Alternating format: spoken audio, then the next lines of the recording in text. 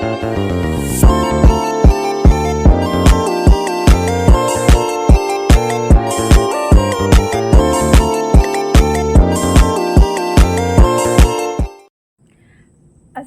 warahmatullahi wabarakatuh.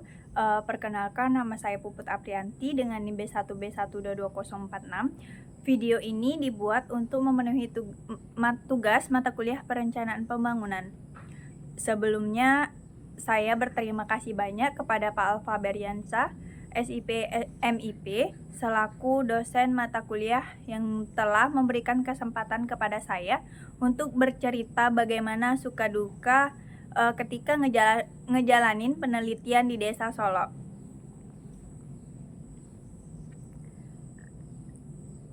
Ketika saya memutuskan untuk penelitian di Desa Solo, saya tahu bahwa desa ini memiliki sejarah dan latar belakang yang menarik. Desa Solo sendiri terletak di Kecamatan Kumpe Ulu, Kabupaten Muaro Jambi, Provinsi Jambi, dan desa ini merupakan bagian dari Desa Solo Sekernan hingga pada tanggal 17 Maret 1982. Desa ini dimekarkan menjadi dua desa yang terpisah, yaitu Desa Solo dan Desa Sekernan, yang dipisahkan oleh aliran Sungai Kumpe. Penduduk pertama di Desa Solo menetap di sepanjang Sungai Kumpe karena pada saat itu sungai adalah sarana transportasi utama. Nah, setelah mereka menetap, mereka membuka hutan untuk ditanami padi dan palawijaya. Beberapa warga juga mulai menanam karet, rotan, serta buah-buahan seperti duku dan durian. Nah, desa ini mulai menerima pendatang pada tahun 1960-an. Tidak hanya dari dalam Provinsi Jambi saja, tetapi juga dari berbagai daerah lain seperti Indonesia, Jawa, Sulawesi, Kalimantan. Dan para pendatang ini sebagian bekerja sebagai penyadap karet. Banyak dari mereka yang akhirnya menetap di Desa Solo. Nah, pertama kali saya turun ke Desa Solo yaitu pada tanggal 15 Mei 2024 bersama teman-teman kelompok saya yang beranggotakan 6 orang, yaitu ada Sheila Putri Cinta, Tasya Hanifa, Tiara Sabrina, Muhammad Abijah Gerita, Kemas Muhammad Sultan Resik. Nah, yang paling menarik adalah Desa Solo ini merupakan tempat tinggal dari teman saya, yaitu Sheila. Itu alasan mengapa kami tertarik untuk melakukan penelitian di desa tersebut. Selain mudah akses untuk ke tempatnya, perangkat desanya pun menerima dengan baik kedatangan kami. Perjalanan menuju Desa Solo sekitar 40 sampai 1 jam. Tergantung bagaimana kondisi jalanan, ramai atau tidak. Saya dan Tiara Sabrina berangkat bersama dari Mendalo. Tiara menjemput saya dari Valencia ke Kemajuan. Setelah itu kami berangkat bersama. Di perjalanan menuju Desa Solo, saya dan Tiara Sabrina berhenti sejenak di Tugu Juang untuk menunggu teman-teman lainnya. Di sana karena kami membuat janji bahwasanya kami akan bertemu di Tugu Juang. Setelah beberapa menit, David datang, lalu kami menunggu Tasya. Kami menunggunya lumayan lama dan kemudian merasa jenuh serta lapar. Kemudian kami memutuskan untuk mencari makan. Nah, setelah kami mencari makan, ke kanan dan ke kiri melihat para pedagang, kami menemukan ada penjual nasi kepal di SMP 11. Kota Jambi. Lalu kami berhenti dan membeli beberapa nasi kepal dengan isian yaitu lauk ayam sambal. Di sana untuk sarapan pagi sembari menunggu Tasya datang. Namun selang beberapa waktu tidak lama Tasya datang dan saya menyelesaikan makan, lalu kami melanjutkan perjalanan kami. Kemudian setibanya saya dan teman-teman saya di Desa Solo, saya langsung merasakan kesejukan udara dan kelestarian lingkungan yang masih terjaga. Keindahan alam desa ini sangat memikat. Sebagian besar penduduk yang berjumlah laki-laki 1.125 laki-laki dan 1.019 perempuan. Mereka bekerja sebagai petani, peternak, buruh bangunan, pedagang, karyawan swasta, dan sebagian kecil sebagai pegawai negeri sipil. Banyak dari mereka mengelola lahan pertanian secara berkelompok atau secara mandiri. Ketika saya dan teman-teman saya sampai ke tujuan, kami tidak langsung menuju ke rumah sekdesnya, tetapi kami juga mampir ke rumah Sela. Setelah selesai beristirahat, kami baru melanjutkan ke rumah sekdesnya dikarenakan kepala desanya sedang berhalangan untuk diwawancarai, dan kemudian juga sekdesnya kenal dekat dengan keluarga Sela. Akses jalan ke rumah sekdesnya juga lumayan memakan waktu dikarenakan jalannya masih tanah. Namun untungnya kami ke sana tidak sedang hujan. Tidak jauh dari rumah Sela, kami pun sampai di rumah sekdesnya.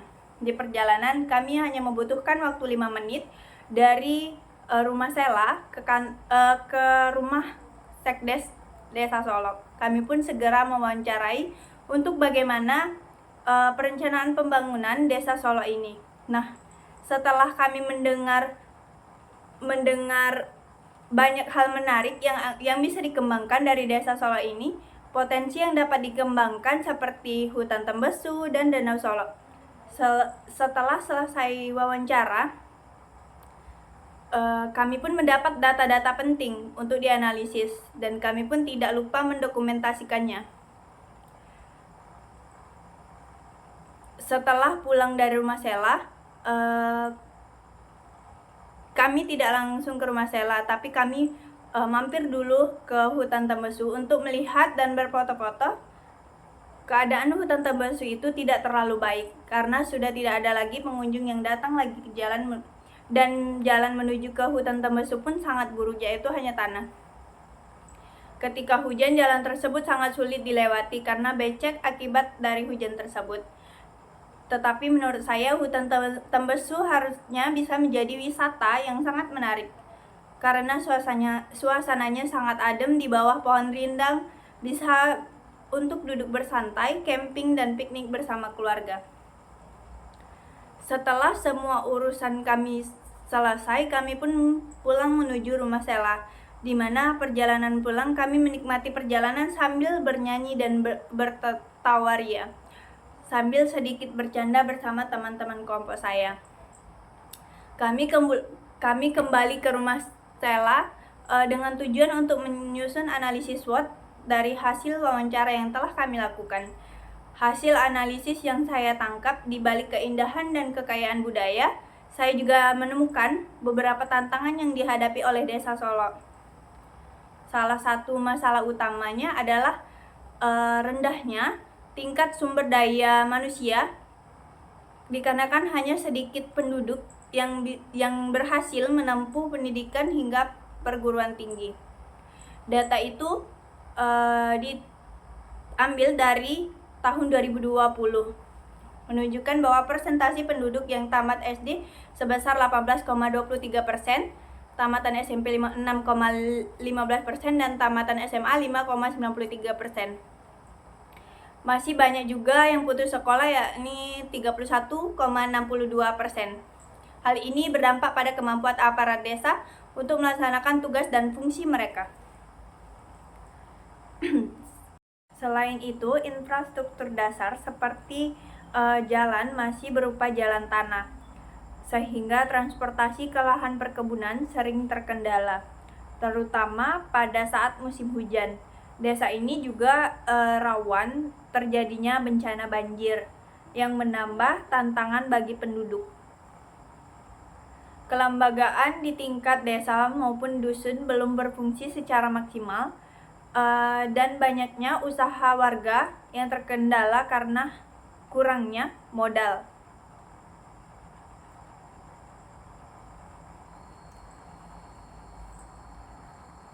Di sisi lain, Desa Solok memiliki potensi yang sangat besar. Lahan perkebunan kelapa sawit yang luas bisa ditingkatkan produktivitasnya, lahan pekarangan yang subur, dan luasnya tanah kosong juga sangat memungkinkan untuk dikembangkan. Potensi peternakan dan budidaya perikanan air tawar seperti ikan nila, ikan emas, ikan gurami, dan patin. sangat besar. Selain itu, jumlah penduduk usia produktif yang masih tinggi bisa menjadi tenaga kerja yang andal untuk berbagai sektor. Nah, setelah menganalisis semua ini, saya menyimpulkan beberapa strategi mengatasi tantangan dan memaksimalkan potensi di Desa Solok. Salah satunya adalah meningkatkan kualitas SDM melalui pendidikan dan pelatihan. Dengan kualitas SDM yang lebih baik, masyarakat Desa Solok akan mampu memaksimalkan potensi alam yang ada dan mengelola desa dengan lebih efektif. Peningkatan infrastruktur terutama jalan juga sangat penting untuk memperlancar transportasi dan mengurangi resiko bencana banjir. Kunjungan saya ke Desa Solok ini memberikan banyak wawasan dan inspirasi dengan kerjasama yang baik antara pemerintah desa, lembaga desa, dan masyarakat, serta strategi kreatif dalam pengelolaan anggaran dan promosi. Desa Solok ini juga memiliki peluang besar untuk tumbuh dan berkembang, untuk menghadapi tantangan dan memanfaatkan setiap peluang yang ada. Saya ucapkan terima kasih banyak telah menyempatkan waktu untuk mendengar sedikit pengalaman saya. Di akhir video ini saya lampirkan beberapa dokumentasi dan metrik analisis SWOT. Terima kasih. Wassalamualaikum warahmatullahi wabarakatuh.